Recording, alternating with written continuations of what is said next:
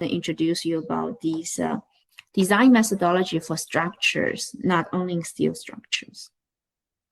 So first, as the structural engineer, did somebody say something?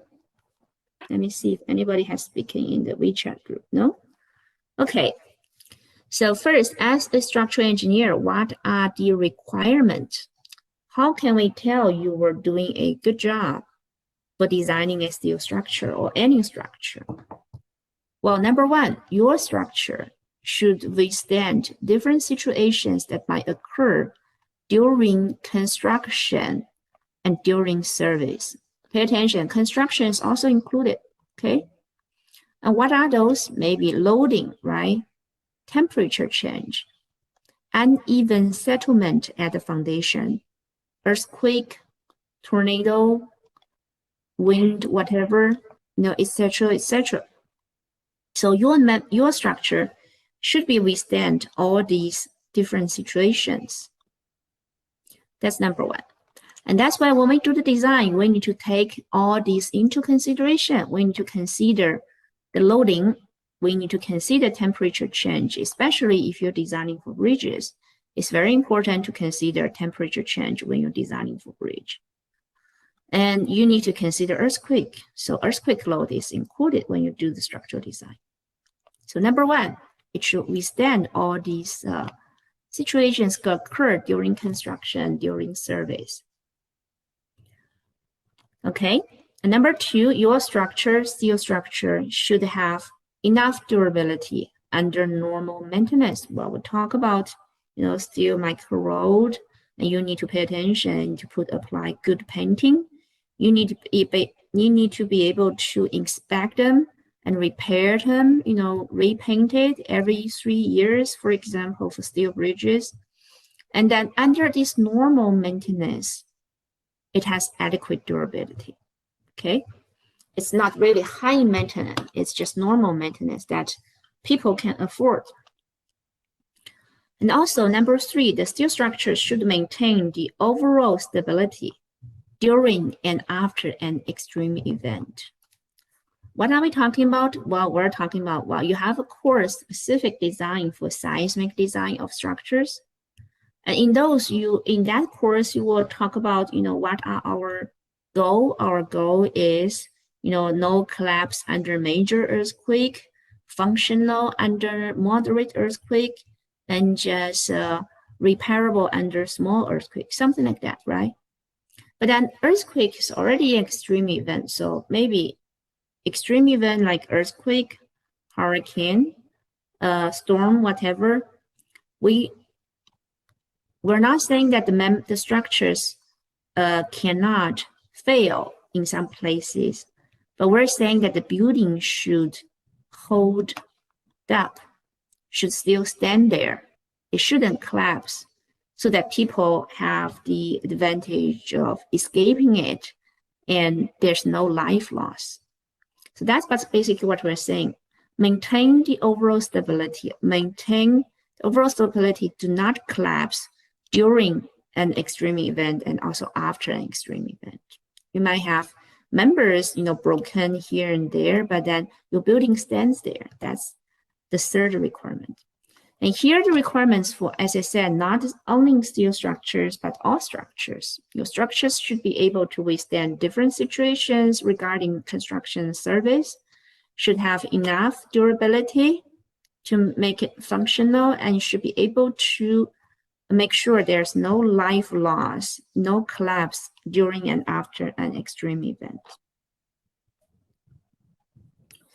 So in the design code, we basically says, in order to satisfy what we have proposed, 1, 2, 3 in the previous page, what can we do?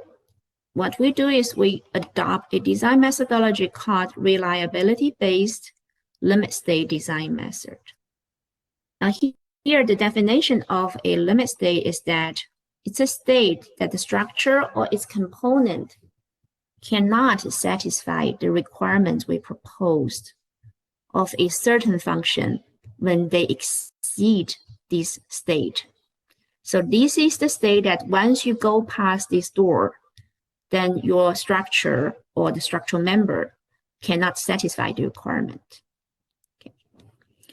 And then what are the limit state? Well, we have two different types in the design code. The ultimate limit state, which is related to ultimate load or ultimate deformation, or peak load and ultimate deformation. And this limit state basically is referring to all kind of failure. You know, maybe under the peak load, for example, strength failure, okay? Under the external load, the highest external load, you basically broke, that's a strength failure. Or maybe not just broke and kind of strength, but under repeated loading, you have fatigue failure, still kind of fails, but this is under repeated loading. Or maybe you lose stability, okay? You basically suddenly buckled for steel structures. You suddenly lose stability, you cannot stand there anymore. Or you kind of have overturning, okay? You don't have a member broken, but the whole structure kind of overturns, and that's not good either. Or excessive deformation. When you have too much deformation that the residents cannot live in this building anymore, and that's also not very good. That's an ultimate limit state.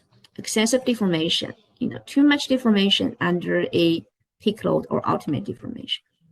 So that's the ultimate limit state. This limit state is basically related to failure or broke or stability, you know, words like those. And the second limit state is related to function. It's basically a serviceability limit state. It's referring to the service state, you know, not talk about peak load, just everyday, you know, everyday service. And we're talking about deformation, local damage, and vibration. For example, you don't have member fail, but then when you walk into the classroom, it just, the floor sags too much. That's not also very good. That's not very good. That basically didn't satisfy the serviceability limit state requirement. Or you have some local places that damages, it's not, you know, really affecting the safety of your building, but it's really affecting the function. That's also not very good. So if you have a factory and then you have the machine, I mean, on a floor, and every time the machine turns on, the floor vibrates too much. That's also kind of, you know, affecting the function of your building. So that also kind of goes, it's unsatisfying for the serviceability limit state. So I'm gonna end the first lecture with this function here. So because of that, we have a function, because we're engineers, we have to play with numbers and functions and figures. So the function for our structural engineers to play with is this function z. And then in function z, it has variables, variable r and variable s. R is referring to the resistance of your member, and S is referring to the load effect. Pay attention, we're talking about load effect, not load, because the load might cause bending moment, shear force, axial load, or displacement. And S can represent all of them. So it's a load effect. And then they are random variables, okay? So the following conditions could apply, you know, I mean, because you cannot really totally control how much resistance your member has or how much load that's going to be applied there. You cannot control that. They are random. So in engineering, we have following three different conditions referring to Z. Z either larger than 0 or equal to 0 or smaller than 0. Then if it is smaller than 0, which means resistance is not enough, then you fail. If it's larger than 0, you didn't fail, it's reliable, then the limit state is that door that's right in the middle. It's the critical state or the limit state that's Z equals 0. Starting from here, we will start talking about the structural reliability and the reliability-based structural design methodology.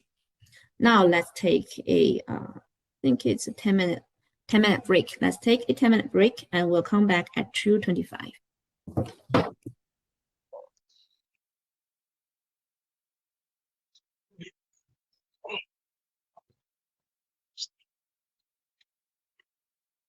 Oh, chance.